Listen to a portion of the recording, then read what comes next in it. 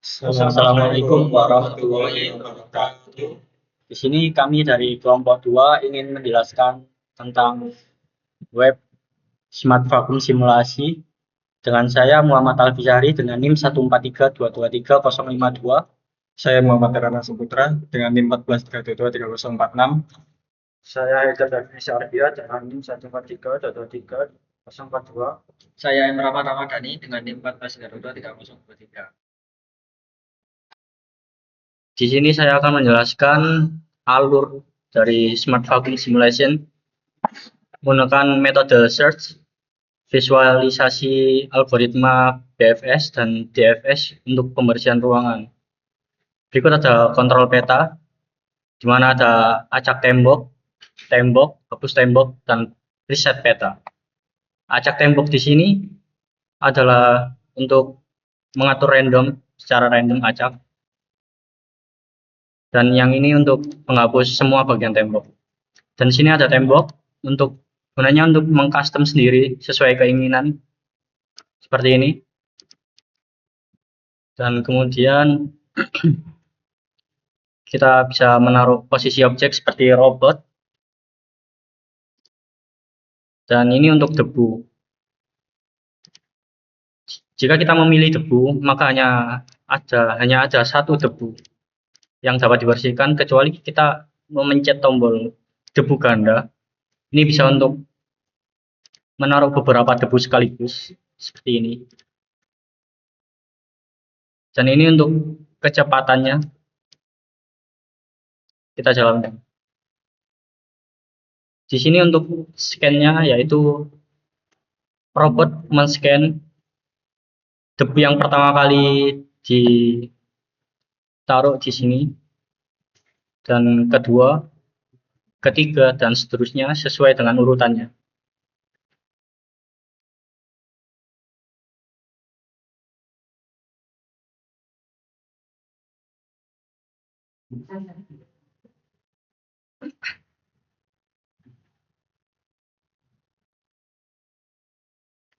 Dan ini untuk debu yang terakhir. Selesai. Jika selesai semua area bersih, maka tandanya sudah tidak ada debu lagi. Sesuai dengan objek debu yang kita taruh tadi, 5 debu, dan semuanya sudah dibersihkan. Terima kasih. Baik, di sini saya akan menjelaskan untuk codingan HTML-nya. Yang pertama ada doctype HTML, yaitu menambahkan bahwa ini adalah dokumen HTML. Selanjutnya ada link ID. Link ID ini berfungsi sebagai halaman adalah bahasa Indonesia. Kedua ada head dan head sampai yang kedua ada ini, yaitu fungsinya untuk yang charsit 1 UTF-8 dukung karakter khusus seperti emoji robot dan debu dan lain-lain. Yang kedua ada viewport. Viewport ini fungsinya membuat tampilan responsif di HP dan desktop.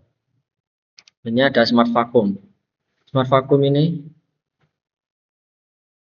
biasanya ada titel Smart Vacuum, yaitu ada judul tab browser. Dan ada link ray. Link ray ini style sheet menghubungkan file CSS untuk tampilan warna, layout, dan animasi. Berikutnya ada header. Header ini fungsinya menambahkan judul aplikasi dan memberi deskripsi seperti deskripsi singkat bahwa ini adalah simulasi BFS dan DFS. Yang keempat ada instruksi. Fungsinya untuk memberi panduan singkat dan cara penggunaan simulasinya. Berikutnya adalah panel kontrol utama. Panel kontrol utama ini berfungsi semua tombol dan pengaturan simulasi. Kayak satu ada kontrol peta. Kontrol peta ini seperti tombol dadu ini buat angkat tembok. Emoji dadu ini buat angkat tembok. Terus wall ini tembok. Dan clear wall ini buat hapus tembok. Grid ini reset peta.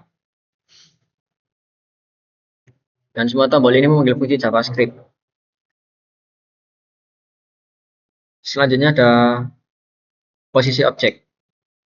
Tombol ini fungsinya untuk menentukan posisi awal robot, 2 menentukan tujuan, dan 3 debu ganda, lebih dari 1 debu. Mengatur mode click grid.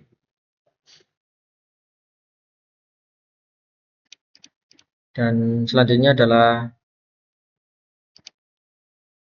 pengaturan algoritma. Ini adalah pengaturan algoritma untuk metode BFS dan DFS. BFS dari jalur terpendek dan DFS terlusur mendalam.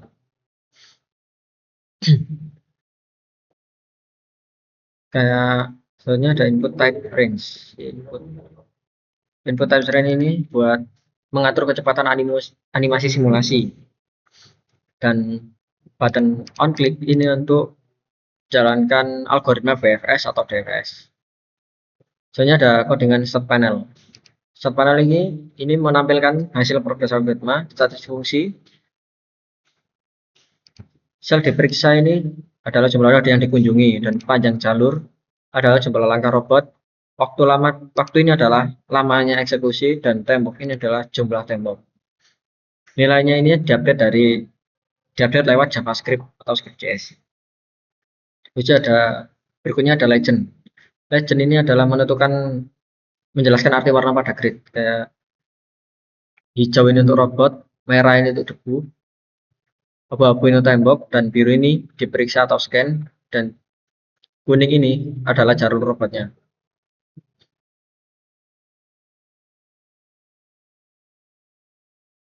Terus selanjutnya ada div grid container. Div grid container ini fungsinya untuk tempat grid ruangan ditampilkan. Grid dibuat dinamis oleh JavaScript. Dan berikutnya ada status dan info algoritma. Status kontainer ini menampilkan kondisi saat ini siap berjalan atau selesai. Dan info menjelaskan adalah algoritma yang dipilih. Ini ada footer. Footer ini menampilkan informasi fitur tambahan drag seperti drag, multi, debu, dan step mode. Dan yang terakhir adalah file JavaScript. Fungsinya untuk mengatur logika utama membuat grid, BFS dan DFS, animasi statistik, dan interaksi tombol. Sekian dari saya.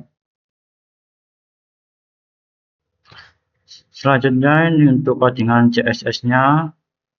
Untuk margin nomor 2 sampai 4, fungsinya untuk menghilangkan margin dan padding bawaan brosur. Selanjutnya untuk bodinya, fungsinya untuk mengatur font utama, teks rata tengah, background gradasi ungu berwarna ungu, tinggi minimal layar, memberi jarak. Selanjutnya untuk header backgroundnya menggunakan warna putih.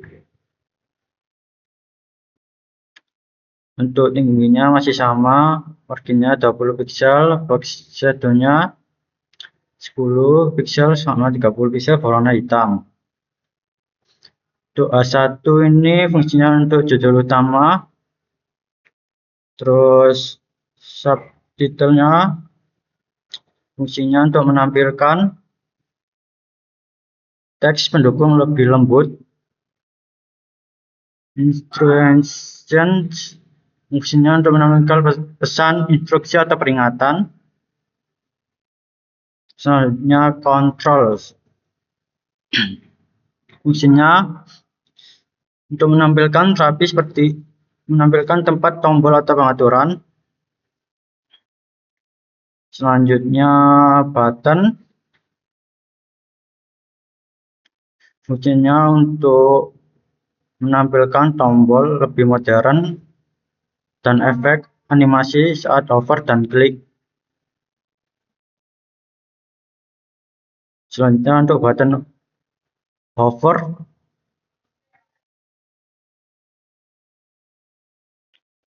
untuk menampilkan button hover dengan box shadow berwarna hitam. Selanjutnya ini adalah button robot, wall, dan run. menggunakan warna hijau, abu-abu, merah. Selanjutnya algo select fungsinya untuk drop down pemilihan algoritma dan slide kecepatan animasi. Selanjutnya start box legend gunakan untuk menampilkan data jumlah, angka, waktu, dan lain-lain. Selanjutnya start and wall visit panclan fungsinya untuk menandai start, target, dinding, jalur yang dikunjungi, jalur terbaik. Selanjutnya untuk animasinya atau wall, start and visit, panclan, dan clean. Untuk keyframe font fungsinya untuk efek muncul di dinding. Faden itu untuk efek jalur dikunjungi, dan pulse digunakan untuk jalur solusi berdenyut. Selanjutnya media max width digunakan untuk menampilkan ukuran grid dan tombol mengecil. Sekian untuk fungsi CSS-nya. Selanjutnya akan dijelaskan menjelaskan fungsi JS-nya dengan rekan saya. Lanjut bagian saya di sini yaitu menjelaskan JavaScript program kami. Yang pertama adalah variabel global. Blok ini digunakan untuk menyimpan data-data program. Grid array di sini berfungsi untuk membuat array 2 dimensi sebagai peta memori komputer. Start node dan end node di sini untuk menyimpan lokasi robot dan juga debu, dan juga third nodes karena ada fitur debu ganda. Jadi kita pakai array list untuk menyimpan banyak posisi debu sekaligus. Selainnya ada setup grid. Fungsi grid di sini digunakan dijalankan pertama kali. Kita menggunakan nested loop berulangan bersarang untuk membuat grid 15 baris kali 20 kolom. Setiap kotak adalah objek yang menyimpan data penting, koordinat R dan C, apakah tembok, isbol, dan status visited atau sudah dikunjungi. Di sini saya juga pasang add event listener supaya kotanya bisa diklik atau di drag mouse-nya. Selanjutnya ada fungsi set mode. Blok ini menangani input dari pengguna. Set mode mengubah status kursor apakah mau taruh robot atau debu, dan juga ada fungsi handle click. Fungsi ini kalau diklik saat mode tembok, data isbol nanti akan menjadi true. Kalau mau tembok titir, koordinatnya dimasukkan ke arah third nodes. Selainnya ada fungsi generate randomize sesuai dengan nama. Fungsi ini untuk membuat peta acak. Saya pakai math.random. Probabilitasnya menggunakan 0,25. Artinya setiap kotak punya peluang 25% itu jadi tembok. Ini mensimulasikan ruangan yang kotor berantakan secara instan. Lanjut pada controller utama atau algoritma intinya.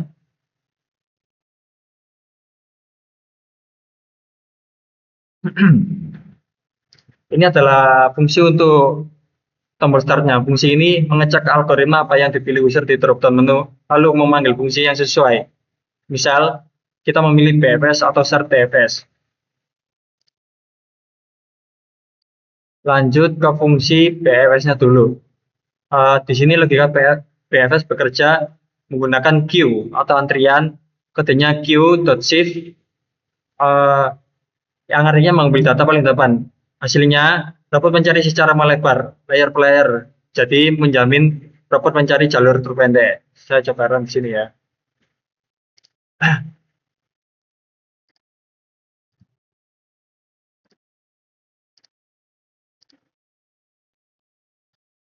Jadi analoginya seperti ember yang dituang ke dalam lantai. Lanjut kita ke algoritma BFS-nya. Di sini logika TFS menggunakan stack, kodenya stack.pop, yang artinya mengambil data paling baru. Hasilnya, robot akan menelusuri satu jalan lurus sampai mentok baru mundur. Saya menambahkan neighbor reverse supaya arah pencariannya lebih teratur secara visual. Lanjut ada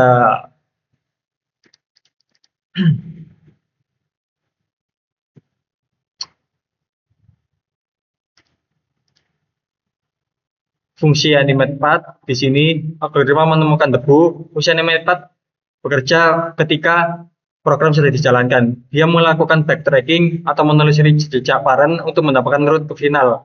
Lalu robot digerakkan selangkah demi selangkah menggunakan loop dan await sleep agar terlihat oleh mata. Baik, sebagai penutup, saya ingin menyimpulkan poin utama dari simulasi program kami yaitu Smart Vacuum. Secara teknis, aplikasi ini menggabungkan HTML dan CSS sebagai antarmuka visual untuk membentuk tampilan yang seperti di layar ini, seperti peta dan gridnya. Lalu dengan JavaScript sebagai otak logikanya, kami menggunakan array 2 dimensi untuk memetakan setiap koordinat robot, tembok, dan debu. Ini dari proyek ini adalah pembuktian perbedaan dua algoritma pencarian jalur. Yang pertama, tentu jalur BFS menggunakan struktur data queue dengan prinsip first in, first out. Algoritma ini menyebar secara merata, layer demi layer, sehingga dijamin menemukan rute terpendek dan paling efisien untuk baterai robot. Lanjut ada DFS. Menggunakan struktur data stack dengan prinsip last in first out, algoritma ini cenderung menelusuri satu jalur sedalam mungkin hingga mentok. Meskipun hemat memori, hasilnya seringkali tidak efisien dan robot cenderung berputar-putar. Melalui simulasi ini, kita bisa melihat secara visual bahwa untuk kasus robot vacuum cleaner di ruangan datar, BFS adalah pilihan yang jauh lebih baik dibandingkan DFS. Demikian presentasi dari saya atau kelompok kami. Saya selaku wakil dari kelompok 2 ingin meminta maaf jika ada kesalahan kata atau apapun. Semoga simulasi ini dapat memperjelas pemahaman kita tentang algoritma pencarian jalur dalam kecerdasan buatan. Saya pamit undur diri. Wassalamualaikum warahmatullahi wabarakatuh.